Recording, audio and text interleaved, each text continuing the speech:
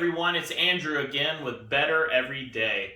Today's going to be a little bit different of a video than most of the push-up challenge videos. It's going to be a little bit longer than most of them because I'm going to be doing some talking in between.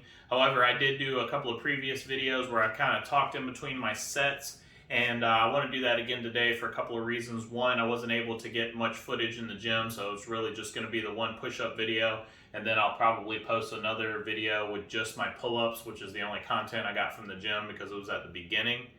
And most of the reason why I didn't get much content in the gym is I was just like really focused and in the zone today, and I just didn't really feel like, getting the right camera angle and just trying to get some footage in there. So if you guys do like the gym footage content, then go ahead and put it in the comments below, and I'll try and definitely get you more of that. But I know a lot of you guys like whenever I do my talking piece too, so that's what I'm going to be doing this go around. So there's two things I want to talk about that's kind of going to be the introduction of how this video is going to flow. So I'm going to be talking about body fat loss and rep ranges and like volume in the gym. And I think both of those are very important. The reason why I want to talk about body fat is because I've had a few people over the last few days come to me basically and either ask what my opinion is or like what they should do about certain things. And then as far as rep ranges and volumes go, I was watching Jive Cat's most recent video about natural hypertrophy, I think his channel is called. I could be messing that up, but yeah, I watched some of his stuff, and he was commenting on a couple of videos that had like extremely high volume on there. And I thought he brought up a lot of good points that some people just really don't talk about too much. And yeah, so I just wanted to talk about that. But let's go ahead and knock out our first set of push-ups. So let me set up the camera here.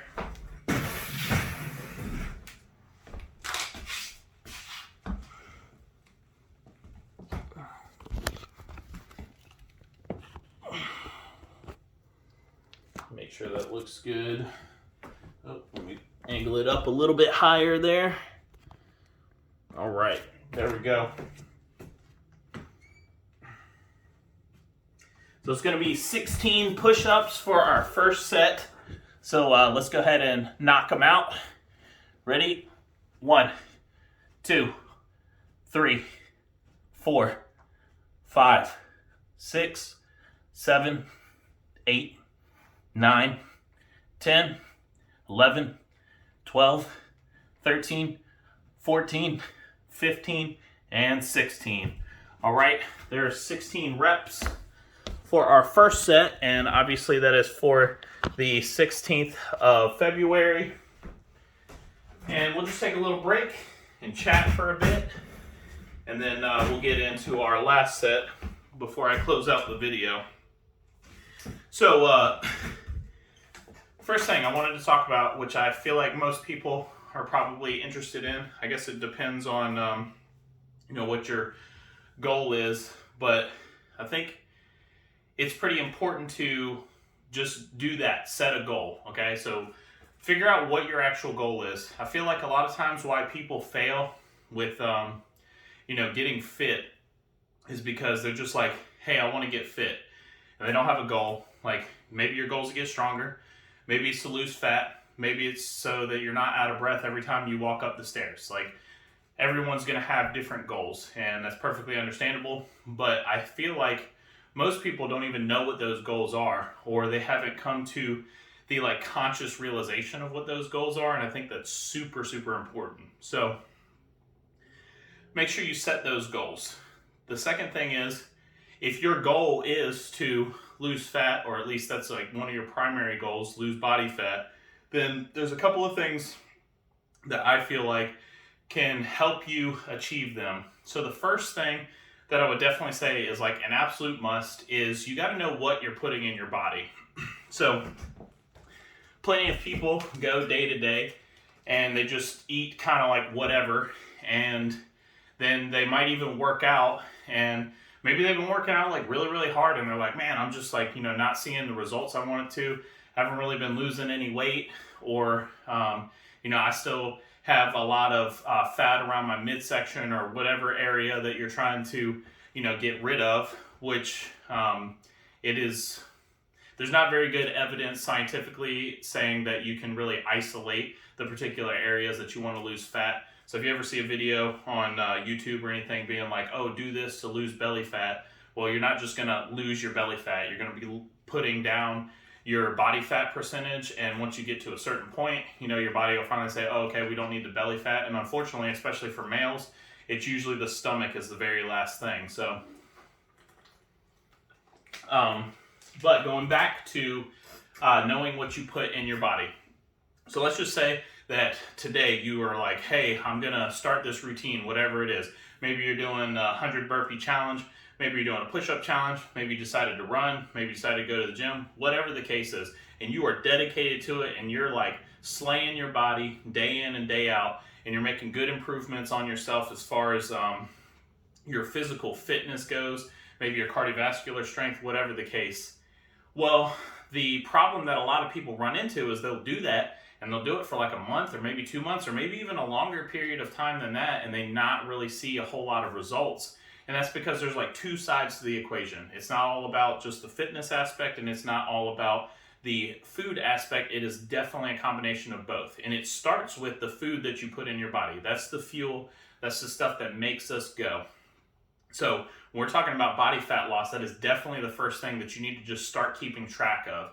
Now, you may not be, an expert in such things, and there's nothing wrong with that at all. Maybe you're not going to track your micronutrients, for example.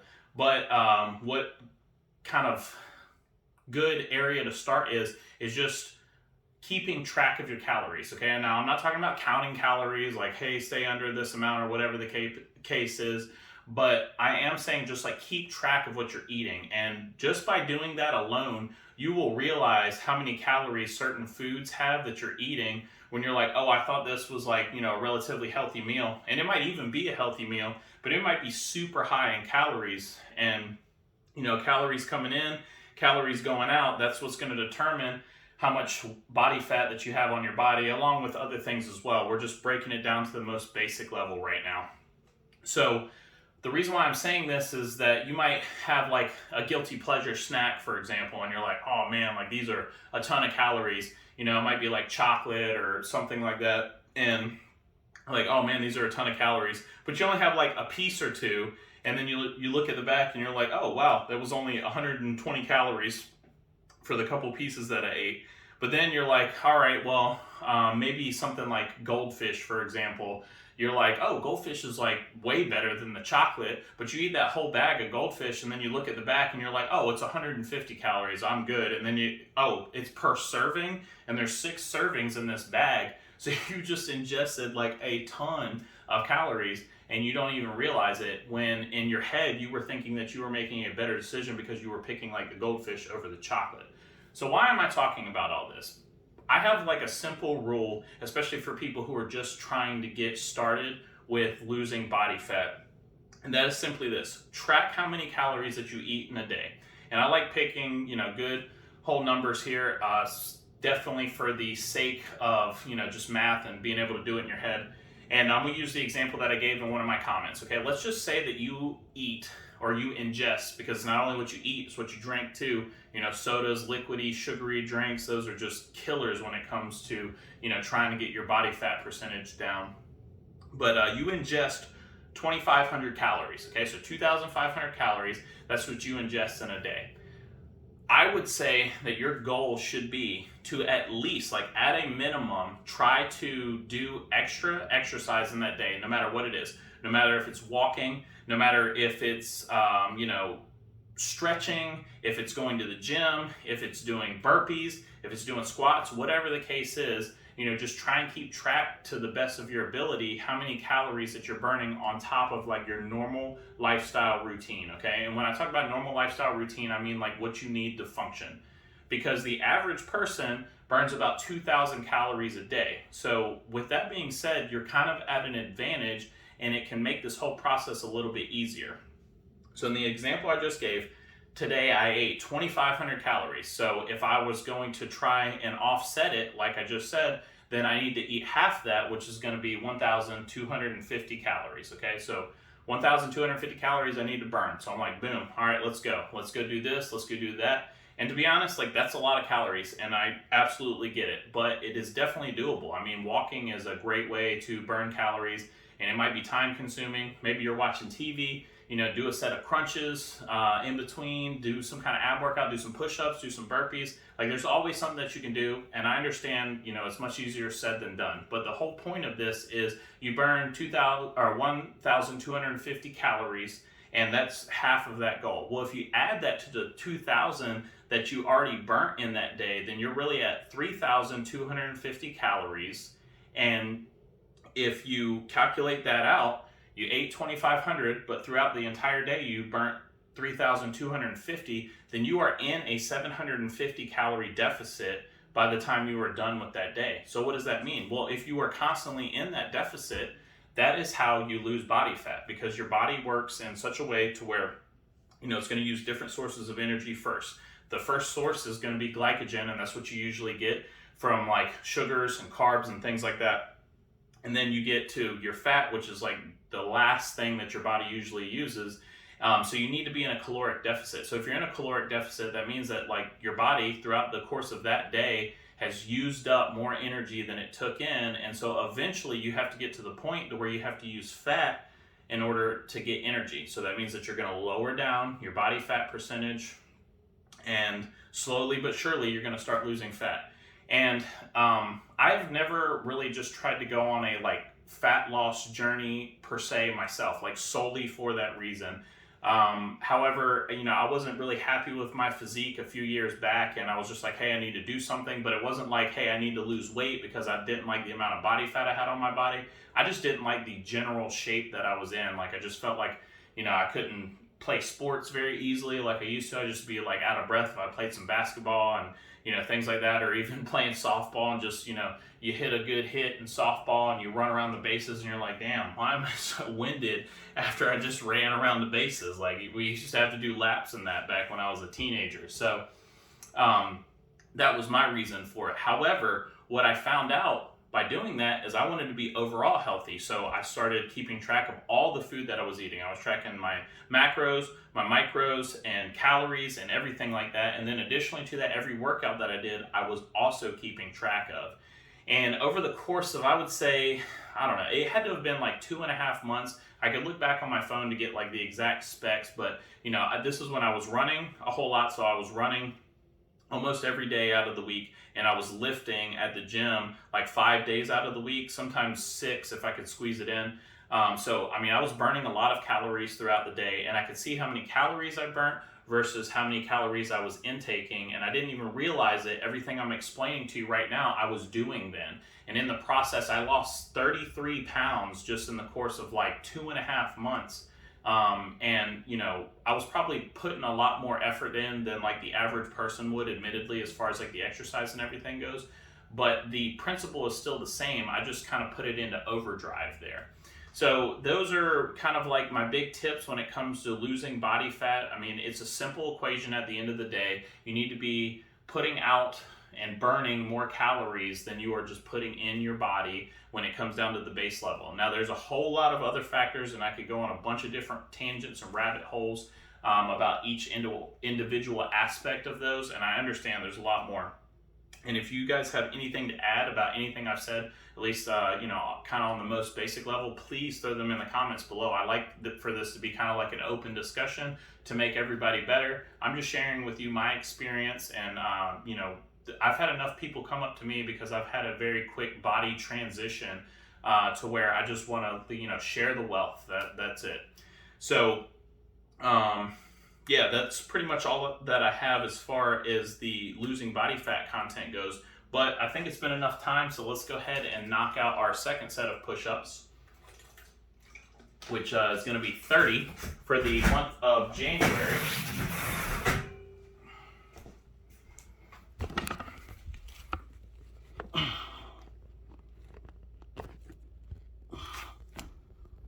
All right.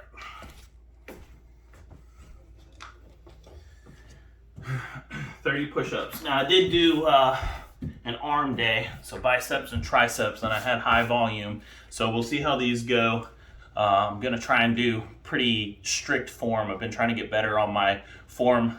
Big shout out to Barefoot Burpee, by the way. He always critiques my form, and I always welcome it as long, as it's warranted. And he's honestly just trying to help me get better. So I appreciate that every day. So let's try and make these like really good form push-ups. I will also link Barefoot Burpee's channel in the description below, just so you guys can check out his channel. The dude does an insane amount of burpees, just like all the time. So anyways, let's go ahead and get into it. 1, 2, 3, 4, 5, 6, 7, 8, 9, 10, 11, 12, 13, 14, 15, 16, 17, 18, 19, 20. All right, see? 21, 22, 23, 24, 25, 26, 27, 28, 29, one more, 30. All right, there we go. That one's for you, Barefoot Burpee. I know you always want me to push myself to my limits, and I'm sure a few of these push-ups, or a few of those push-ups could have been a little bit better, but yeah, it's a constant state of improvement. That's what we all should be in. So anyways, there's the second set of 30, guys. So push-up challenge is complete. And now we're just going to get on to our second topic. And yeah, so our second topic that we were going to be talking about was reps and volume in the gym. So me personally, I absolutely love weightlifting. It's like, as far as exercise goes, it's one of my favorite things to do. Running has become a bigger passion, and so has a lot of HIIT training stuff as well. Over the years, I've just grown to like appreciate and respect it more, and you'll think you're kind of like fit and in shape, and then you'll have like some workout that you're like, man, that's easy, and it is such a break off. 75 burpees during the Super Bowl is a perfect example. Like, a lot of you guys gave me, kudos on how fast I did them and stuff, but man, they were not pleasant. So I definitely need to start incorporating more of that. But we're going to focus on just the weightlifting aspect of it again. And like I said, this was kind of inspired by watching Jive Cat's video. And I just want to talk about reps and why I do the amount of reps that I do.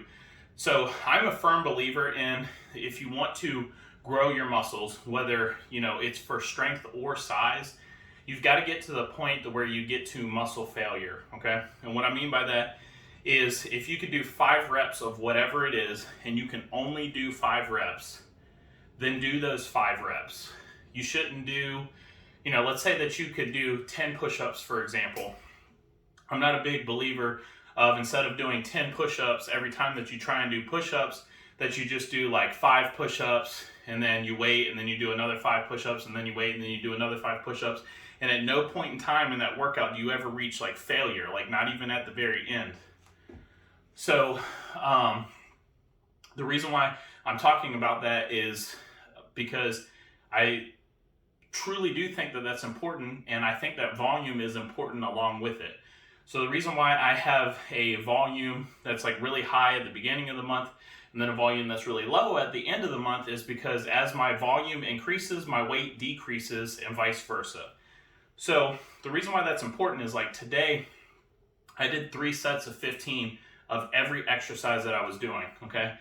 And you get done with the first exercise and your muscles are like very, very fatigued. But that's why I always have like a rep range. I don't just say, oh, I'm gonna do 3 sets of 15. So 15 is like the maximum that you need to do. And if you can get 15 easily, then you go up and wait to where you can only get 15. So for example, for me, I was doing overhead tricep extensions, okay, with the dumbbell, and I was knocking it out, and I had a 40-pound dumbbell, and I was able to get it, relatively easy. Oh, I'm sorry, I started out with a 35-pound dumbbell actually, I was able to get it relatively easy. So I was just like, okay, cool. I need to like move up because I got my 15. Moved up to 45 or to 40-pound dumbbell, and then repped out my 15. But like on the 14th one, I was just like, man, I've got like maybe 1 or 2 more left in me. So I was just like, cool, that's the sweet spot. That's right where I'm trying to get to. And then on my last set, I was only able to get 12, which is my absolute minimum. Like if I had gone on that last set and I wasn't able to get 12, let's just say that I only got 8, then I literally like just like throw that dumbbell down real quick, and then I would go back and grab the 35s and then knock out 4 more to get to my minimum of 12. And that does 2 things for me. In my opinion, like I was saying, as far as like the muscle growth goes, like you're getting to the point of failure to where your muscles can't go anymore. And this just isn't like normal exhaustion. This is like muscle failure, okay? And so I feel like that's really, really important. And you have that range there so that you're not just trying to hit that like one number.